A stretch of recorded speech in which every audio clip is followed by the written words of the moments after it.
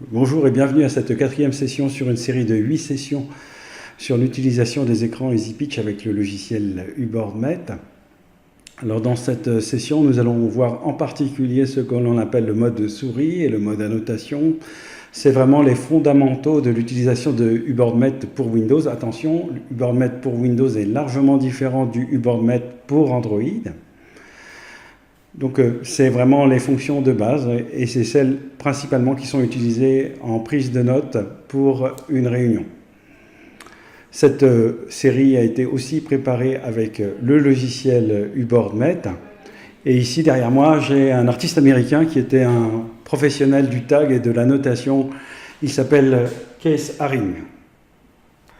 Nous verrons qu'il y a 3 différents modes. Alors le premier mode est le mode souris avec Windows. Le second mode est le mode annotation sur un tableau blanc avec UboardMet. Et le troisième mode est le mode annotation sur le bureau, toujours avec UboardMet. Nous verrons ensuite comment passer d'un mode à l'autre pour pouvoir profiter au maximum des possibilités des différents modes pour produire un compte-rendu de réunion. L'outil le plus utilisé est la capture du bureau qui permet de passer d'un mode à l'autre tout en récupérant une partie de ce que l'on traite en mode bureau. Le mode souris. Alors le mode souris, en fait, dans le jargon des gens qui font de l'utilisation intensive de l'interactivité, c'est finalement l'utilisation du tableau interactif ou de l'écran interactif uniquement avec Windows, sans l'appui d'un logiciel conçu pour l'interactivité. Alors le mode souris, c'est relativement simple. On a ici des objets Windows et on les manipule. Et on va parcourir tout ce qui recouvre la souris. Alors ici, on va ouvrir par exemple un objet. Alors très simplement, ici, la possibilité de passer d'un fichier à l'autre avec un simple clic. Le simple clic, c'est ce qui est le plus simple. Ce qui est plus délicat, c'est le double clic. Alors pourquoi le double clic est délicat? Parce que quand on est habitué à faire un double clic avec sa souris, on va très vite. Et quand on le fait ici avec un écran interactif, on doit décomposer son geste pour que l'écran soit bien conscient qu'on va changer de clic. Alors je vais lancer un double clic, vous verrez que je décompose bien mon geste. Alors si vous n'avez pas assez de dextérité pour faire un double clic avec un écran interactif, la solution la plus simple, c'est de faire un clic droit, ouvrir. Alors, pour faire un clic droit, c'est relativement simple. On sélectionne l'objet un certain temps, on voit un carré qui surligne l'endroit où on appuie, on relâche et à ce moment-là, le menu clic droit apparaît. À ce moment-là, on peut faire ouvrir. Alors, ce qui est très pratique quand on utilise un grand tableau interactif ou un grand écran interactif, c'est la possibilité de grossir ou de diminuer la taille du document, tout simplement avec 2 doigts. On a aussi une fonction pour pouvoir ici surligner un texte. À chaque fois qu'on surligne un texte, on voit 2 petits ronds qui encadrent le texte.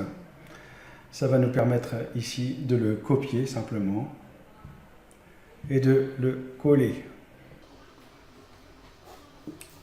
Nous avons aussi à n'importe quel moment la possibilité d'appeler un clavier virtuel qui est inclus dans Windows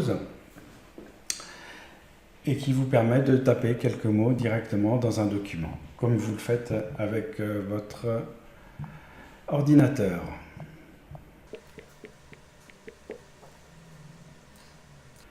Il y a une fonctionnalité qui est le mode tablette, qui est bien pratique quand on veut faire de la saisie. C'est celle-là. Donc quand on est en mode tablette, le petit clavier s'affiche automatiquement, où qu'on soit, quel que soit le mode, quel que soit le document dans lequel on est, effectivement le clavier s'affichera toujours automatiquement.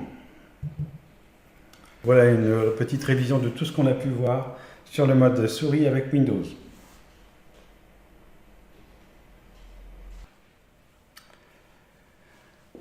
Alors pour illustrer cette utilisation du tableau blanc avec UboardMet, nous allons vous raconter l'histoire du Coca-Cola. Alors ici on va choisir un stylet et une couleur. Voilà, le stylet noir, une couleur. Donc l'histoire du Coca-Cola a commencé dans une île française qui s'appelle la Corse. Voilà, j'espère que les Corses ne m'en voudront pas. elle s'est continuée en France. J'espère que les Français ne m'en voudront pas. Et elle s'est terminée aux États-Unis. J'espère que les Américains ne m'en voudront pas. Voilà. Donc c'est en 1838 que l'histoire du Coca-Cola commence avec la naissance d'un jeune homme qui s'appelle Angelo Mariani. Et ce jeune homme était dans une famille de médecins. Il s'est exilé à une vingtaine d'années donc à Paris. Et il était préparateur de pharmacie. De Corse, il est allé à Paris. En tant que préparateur de pharmacie, un des clients lui demande un vin à la coca. Et donc, comme M. Mariani n'avait pas ça en stock, il s'est ingénié à le fabriquer lui-même. Donc, il a pris du vin, il a fait une décoction de feuilles de coca et il a commencé à mettre au point un breuvage tonique qu'il a appelé le vin Mariani. Et ce vin Mariani a eu beaucoup de succès, il a été exporté dans toute l'Europe et il a été exporté aussi aux États-Unis.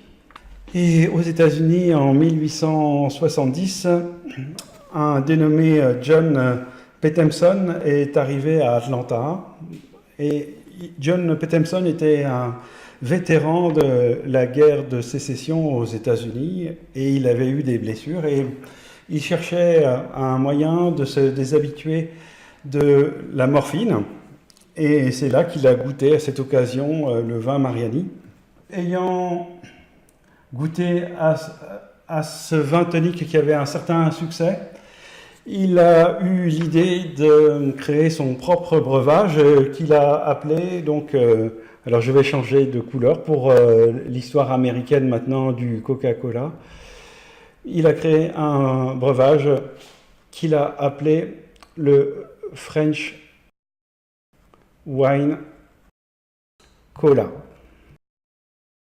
Et c'est en 1884 qu'il y a eu une nouvelle loi donc, à Atlanta et dans tout le comté d'Atlanta qui a interdit la production et la vente d'alcool.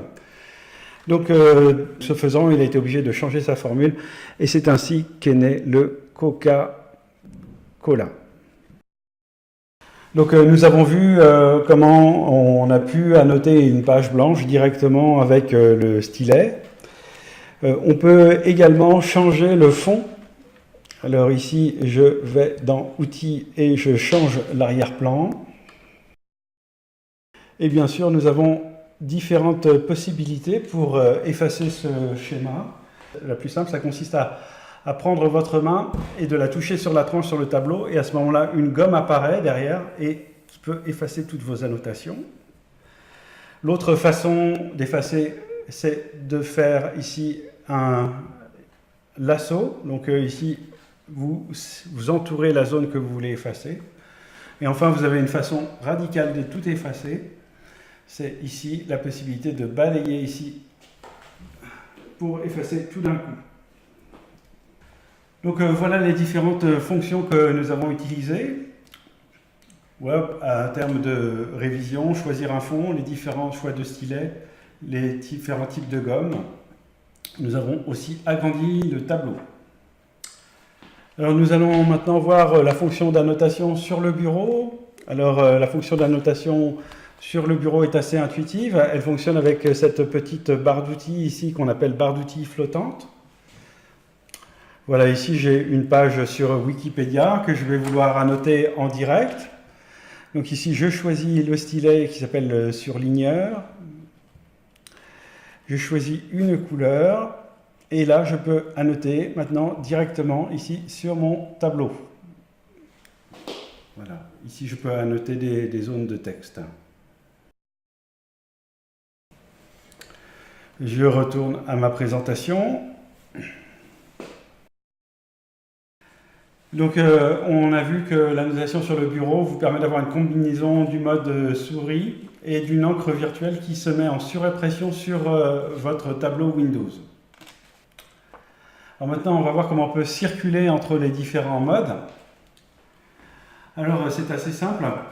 Pour circuler entre les différents modes, il faut viser systématiquement Le bouton le plus bas de la barre d'outils flottante. Donc, ici, voilà notre barre d'outils. Alors ici, on est en mode tableau blanc. En mode tableau blanc, ici, on a toujours l'accès au bureau. Et quand on est sur le bureau, on a toujours accès ici au tableau blanc. Donc c'est ainsi que l'on peut passer d'un mode à l'autre. Ici, on a cette petite barre d'outils flottante qui surnage sur toutes nos autres applications. On va ouvrir une publicité du vin Mariani de l'époque et on va surligner sur cette publicité tous les mots qui font penser à la pharmacologie. Donc, ici, je sélectionne ici un surligneur. Voilà. Ici, on a un mot qui est assez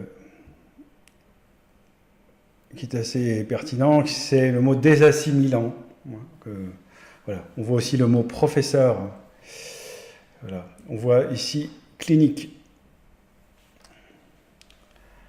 Et on va demander ici la capture d'écran. On choisit ici une capture rectangulaire et on valide ici la capture. On retourne ici pour une autre image. On va effacer les annotations puisqu'elles sont sauvegardées dans le mode tableau blanc. On ferme notre image. On ferme notre image et on va aller chercher une autre image.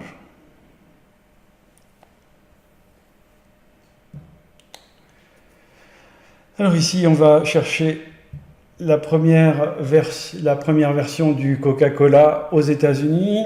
Et donc ici, on va pouvoir, par exemple, changer de couleur. On reprend le noir, on reprend ici un autre et on surligne ici le titre, la première dénomination du Coca-Cola aux États-Unis. On repasse par les outils, on fait à nouveau une capture d'écran, on valide, hop, voilà. Et on se retrouve ici avec différentes pages. Première page, la publicité du vin Mariani. Deuxième page, la publicité du Coca-Cola. Voilà. Et j'aurai maintenant la possibilité d'envoyer un email directement avec ces notes de réunion ou bien d'enregistrer sous. Voilà. L'enregistrement se fait ici, Save As. Et ici, on voit toutes les différentes possibilités d'enregistrement. On peut enregistrer au format UboardMate qui vous permettra de l'ouvrir à nouveau avec UboardMate, mais on peut aussi l'enregistrer au format PDF ou au format PowerPoint. Donc voici ici le rappel des différentes étapes qu'on a faites pour pouvoir capturer du bureau vers UboardMate. Donc nous aurons deux façons maintenant de progresser. Alors c'est soit utiliser de la prise de notes avec directement Windows et le pack Office, soit utiliser UboardMate pour pouvoir faire des présentations comme on en fait exactement maintenant. Donc préparer des supports pour pouvoir soit faire des annotations, soit faire des cours. Merci de votre attention. Vous pouvez compléter la petite interrogation surprise ainsi que le quiz et je vous dis à bientôt pour une prochaine leçon.